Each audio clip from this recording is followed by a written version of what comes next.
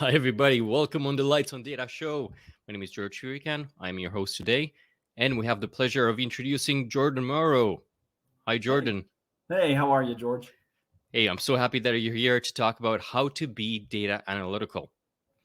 And here's why we're talking to you. Well, not only you've just written a third book on this awesome topic and be data analytical, you've actually written a couple other books, and we've had you on the show for those and how to Yes. be data literate, how to be data driven. Well, those were the titles of our podcast episodes. The titles of your books being Be Data Literate, Be Data Driven. Loved all three, and I recommend for everybody to check them out. But hey, Jordan, I want to talk first a little bit more about you, Yeah. and I want to let people know why you are known as the godfather of data literacy. Oh man, I have to caveat that I was one time in an event and someone basically said something like, "You have to love when someone gives you themselves that nickname." I didn't give myself that nickname. I'll make that very clear. I was in a meeting once and someone was like, "You know what they call you, right?" I was like, "No," and they were like, "The Godfather of data literacy." And the person who told me that is Valerie Logan, who is known as the godmother of data literacy. So the reason I think we both obtained those titles is we helped pioneer and invent an entire space. And all the way back, I started working on it in 2016. It was June 2016 when Click hired me and brought me in. And then I probably had my first ideas that you could think were data literacy all the way back in maybe 2015. I can't remember. But that's where the nickname comes from. And since then, I never would have imagined it's taken me where it does, all the way around the world, traveling, Yeah, and get to come be with you in person finally at Big Data London speaking on that very topic. So I'm excited looking for it. forward to it. You deserve that title. Like you said, you've pioneered the field and building one of the world's first data literacy programs, driving that thought leadership in the field. You've served as the chair of the advisory board for the Data Literacy Project. You've also helped numerous companies, organizations all around the world, including the United Nations, which is, I think, a really cool thing to do to build and understand data literacy as well. So you definitely deserve it. And now you're also the founder and CEO of Bodhi Data. Yeah. So that it was really funny how that came to be in the sense that earlier in the year, I do all these speaking engagements and everything like that. And our accountant was like, "You need a business." It's like, fine. Because I used to just do it all under myself. And he told Yep. me, "You need a business." We put it in place. Job changes. A lot of tech companies are laying off. And I was one of those. At the time, it was a very smart move. In July, the organization downsized quite a bit, and my entire team outside of me was protected, which I'm very happy for. Right, I have my personal stuff and things like that that enable me to do as much as I do, and the calendar's just gotten busier. But very happy my team was protected on that. And having Bowdy Data already in the works and in the background, and Christina, I see you on here, and her kind of helping me be an accountable person towards it and things like that. And now it blows me away just how much is rolling with it. So happy to have Bowdy Data here. For those that don't know, in Buddhist, it means enlightenment. And when you think about what data literacy should be doing for a person, it should enlighten you or inspire or provide insight. And so the name just fits really well with data literacy. That's awesome. And I hope this will give you more time to continue traveling around the world Mhm. and speaking on these topics and helping out Yeah. companies. So the world is lucky to have you.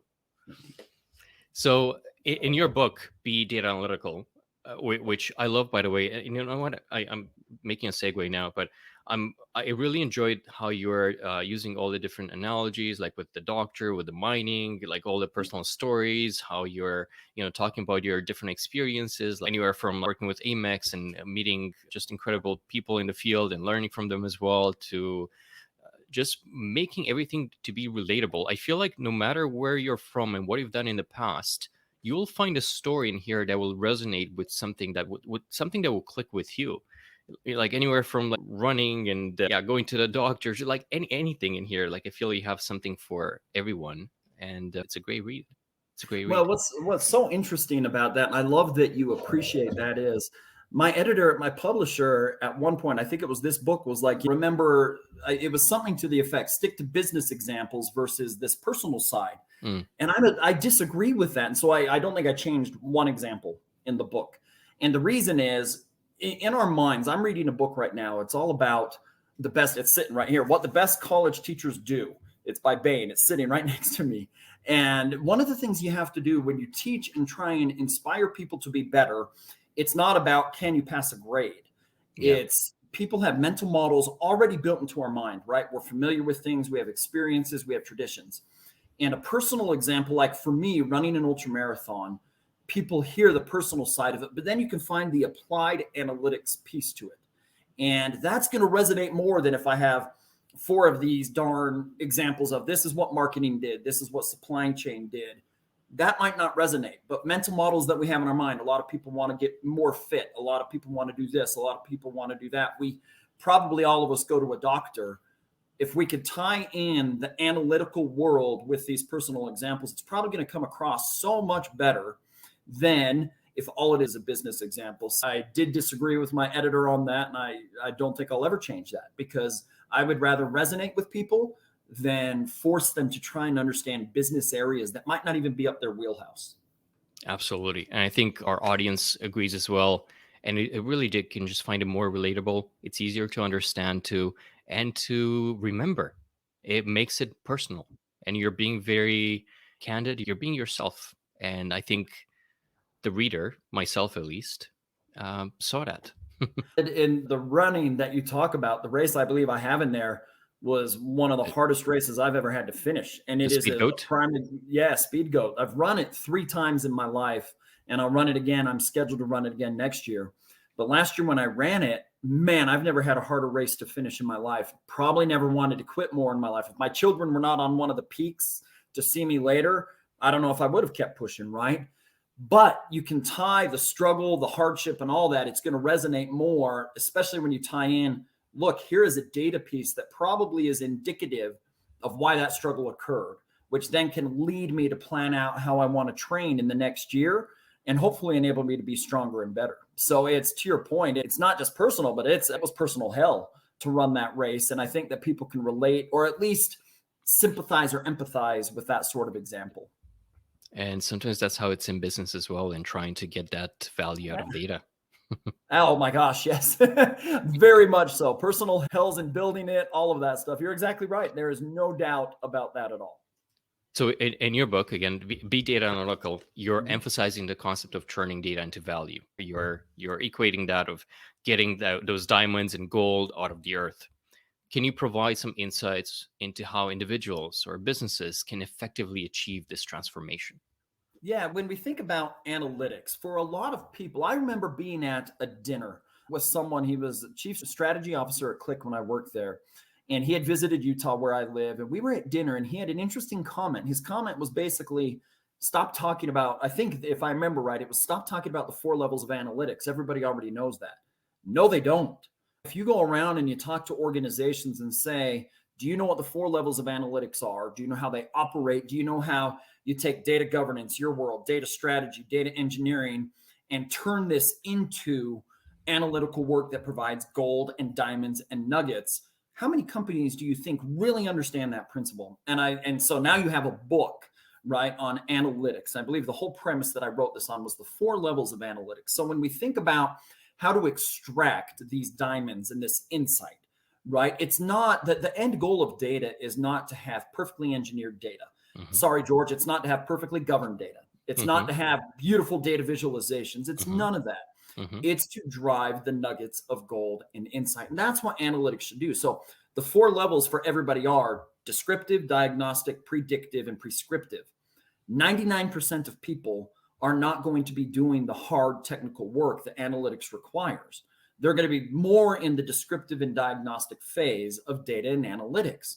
And that's where your skill focuses. That's where data literacy should really empower people, is within the first 2 levels, because your technical people, your engineers, your AI, data and AI scientists, all of that will be on predictive and prescriptive. But holistically, the organization, as you upskill yourself, descriptive analytic, like the doctor example, is you're sick. It's the description of something. What we want to get people to really develop is a skill to diagnose things.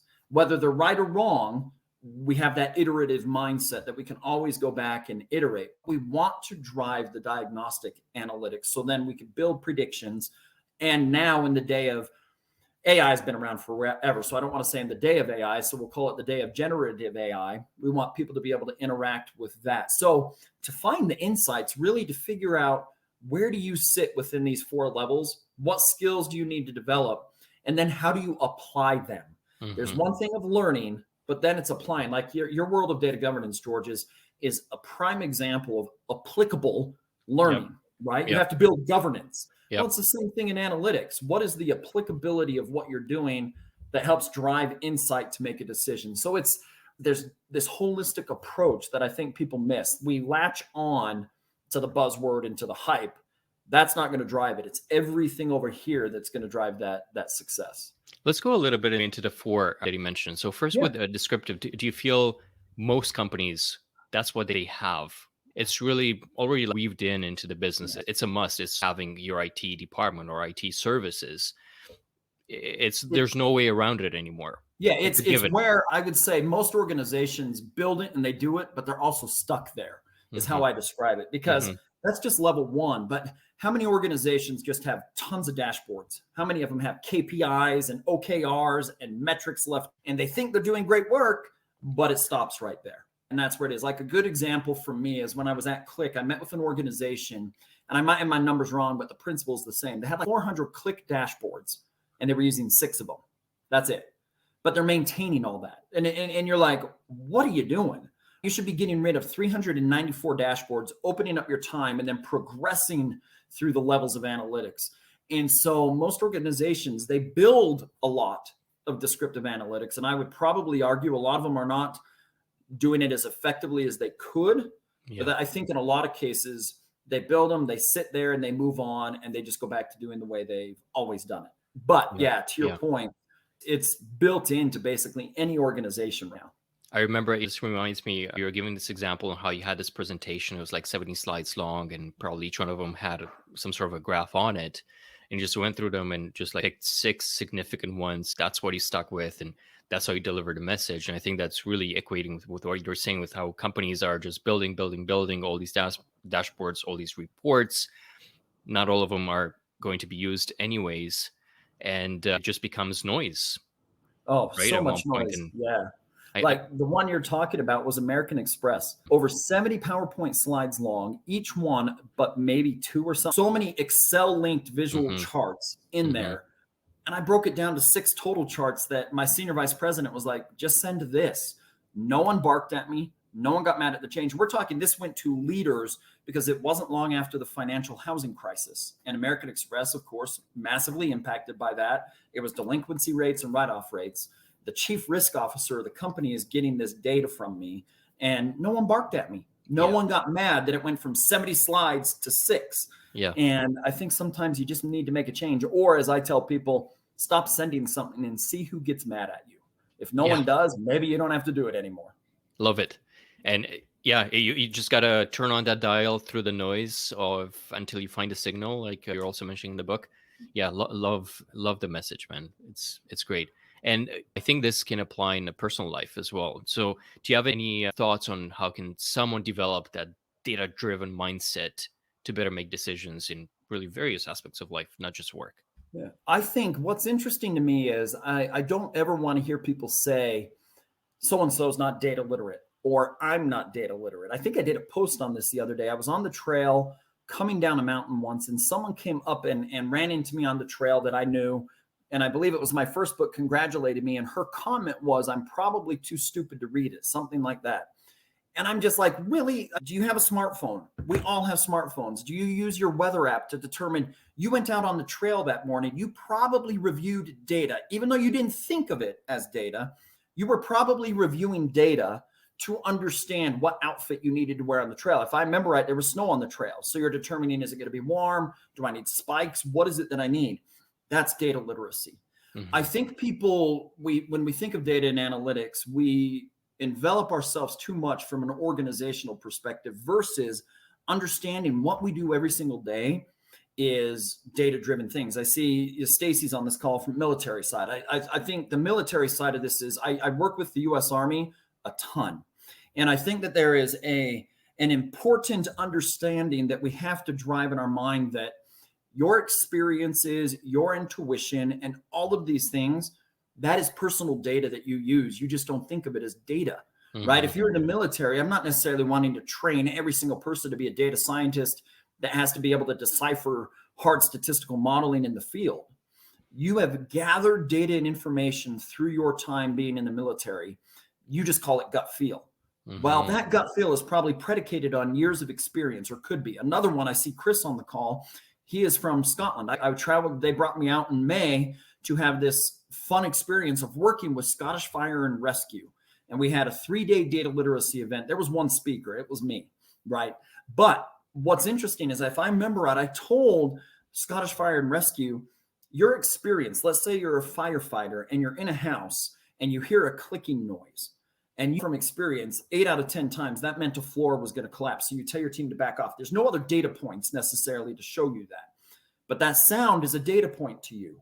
I think for individuals, when we're doing this either in an organization perspective or a business perspective, whatever it is, or your individual choices, reflect on why you're making those choices. And you probably have quote unquote data points from your past. What I don't like the phrase practice makes perfect. I hate that phrase. I like practice makes permanent. Hmm. But you have to have an iterative mindset with practice makes permanent, so that you just get really good at combining data with gut feel and experience to make a decision. And you could do that every aspect of your life. You probably already do, but you're not reflecting on it, that it's data literacy that's really enabling you to do it. Love it. What about on the business side? Do you have any examples on how organizations have successfully utilized data analytics to create that value? I know you are providing quite a few for each level Yeah. of data analytics. Is there anything that stuck with you that speaks to you?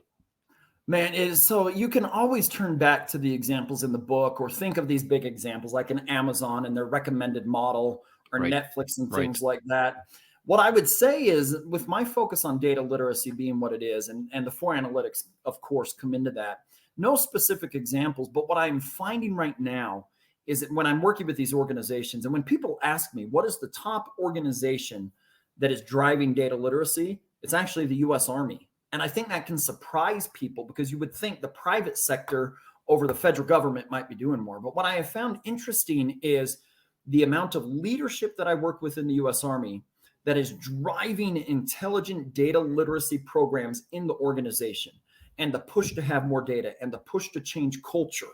And you're seeing it, and you're seeing people buy in. Just in June, I was at the West Point US Military Academy for a train the trainer event that was during the week. And I was there, I spoke a couple times, but I was really there to observe and offer my insight and opinion on how the program is running.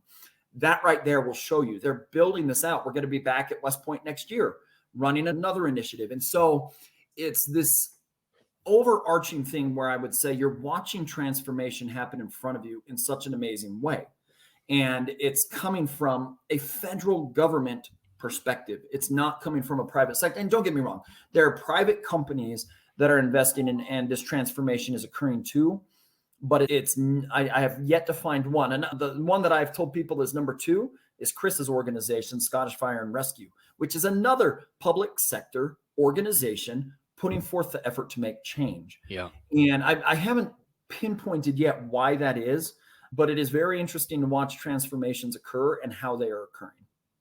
And it's a fun fact, about 10 years ago or so, I was at this conference. I remember this one session with this guy. His name is slipping right now, but he was just mentioning how really data governance evolved out of the army and out of the needs of them trying to get better deals on their equipments, and having to get all these different data sources from all these different suppliers, and some would have different metadata for them, and it would just be confusing and hard to manage, and internally they wouldn't have necessarily the same definitions and processes for how to do all of this, and strategize on like better prices and timelines and all that stuff. And hence the data governance piece, that okay, we do need to govern our data the way we do govern other processes in the army. Let's do a better job. And there you go, the army is giving us a lot of stuff.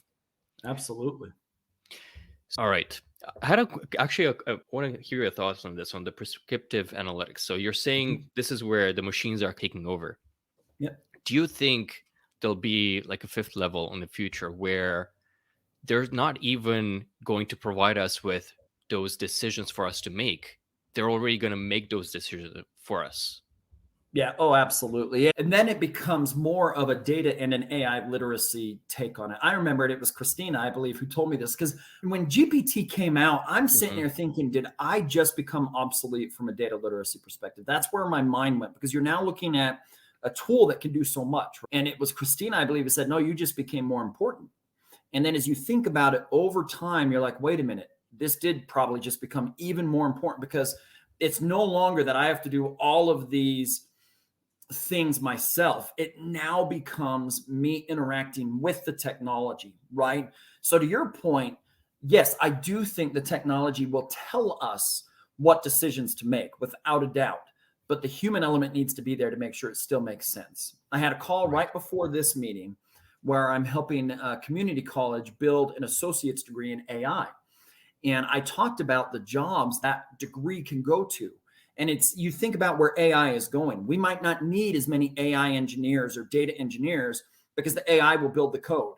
What we need is someone who sits on the outside of it, observes it, and says, yep, I give it my thumbs up, or no, I don't. So the human element is not eliminated.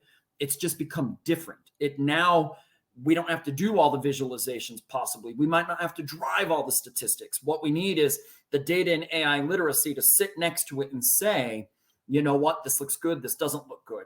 And so to that point, yeah, data literacy probably jumped even more important, because you now have to sit with a tool that will make the decision for you.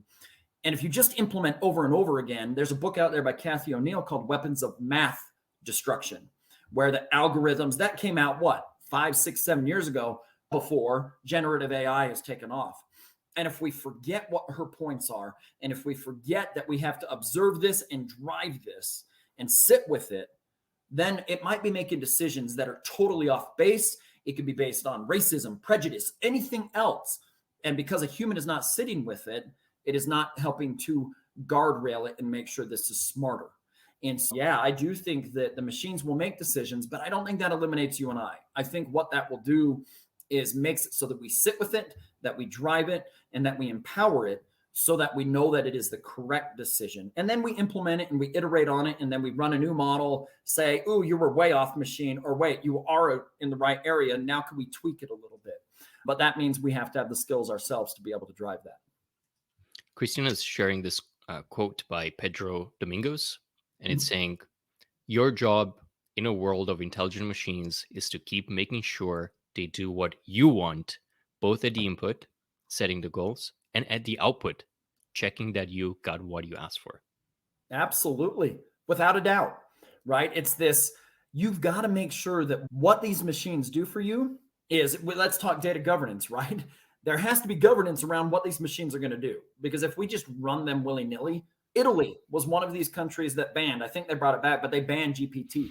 There are security issues with these things. I think there's a lawsuit in the US right now about copyright, where GPT is scraping everything and it's not necessarily looking for copyright and things like that. Yeah. So plagiarism, right?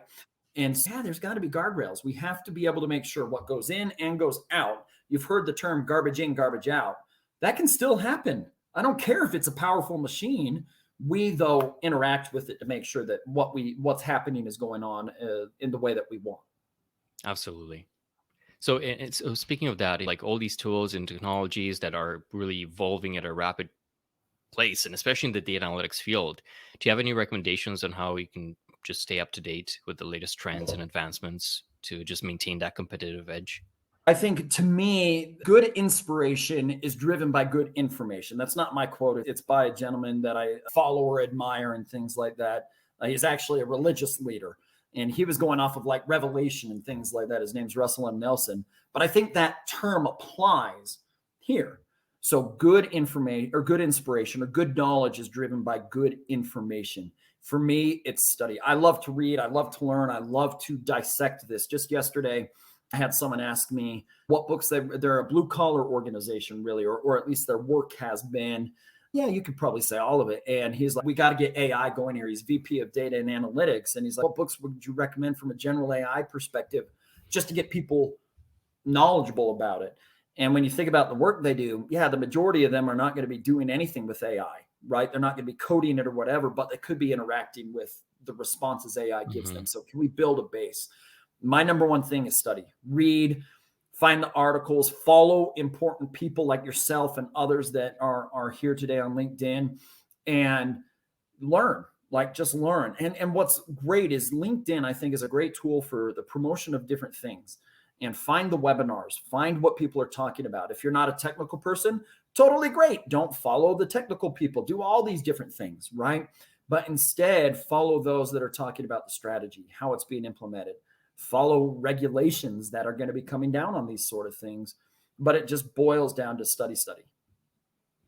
Love it. And you are actually talking a lot about the data strategy. You're weaving it in most chapters of your books here, Yeah. and how it should connect and how that needs to be connected to the business strategy.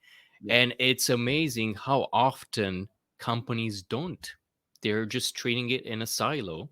They're Yeah. having their own data strategy that has nothing to do, and it's not really properly serving the business strategy, and then it's failing and it's not being adopted and understood, and people then wonder why Yeah. people don't understand what we do and the hardships that we go through. Well, it's what's so interesting about it is I'm such a fan of saying a tool is not a strategy, right? You buy Tableau, you buy Click, Power BI, any tool, that's not a strategy. It's an enabler of a strategy. I fear now, though, that that philosophy of just buy AI, just implement it, we've got our AI strategy. No, you don't. Hmm. Like, Hmm. I'm wondering how well that's going for you. For me, Malcolm Hawker is a good one here, right? It is the strategy needs to provide business value. What value is your data driving? Don't blame necessarily consumers or anything like that. Step back. What is your business strategy? Okay, what data do we need to support this? Okay, we need that data. What governance and things do we need? Okay, what tools do we need? And that's how you can find value in all this. It doesn't necessarily have to be, I bought a tool. We now have GPT implemented here. We're golden. No, you're not. Like, forget it. You're probably not going to see much ROI on that. Instead, start with the business strategy, then go to the data strategy and work your way through so you find success. Right. So looking ahead, do you see any trends? Do you foresee anything in the realm of data analytics that's coming? And how would individuals and businesses really prepare to just leverage these trends to get that value creation?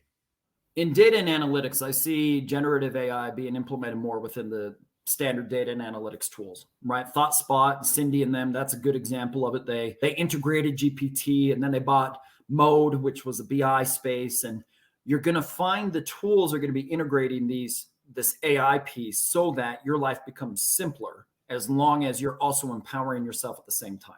So what I would say is study the trends that you see within the tools and how they're integrating AI in those different pieces, but at the same time, upskilling yourself, understanding what that means for you. Does it mean you're not going to be building data viz anymore? Okay, great. So how do you transform yourself and evolve with the tools and technology so you can stay on top of things? Love it. Everyone, go get Be Data Analytical and also get the other two. If you haven't read them, they're a must read. And they're easy and insightful to read that it's a lot of value that you're getting in one book. Go get it now. Thank you Sounds so much, good. Jordan. Thank you very much. Thanks for having me. Bye, everyone. Bye, everyone.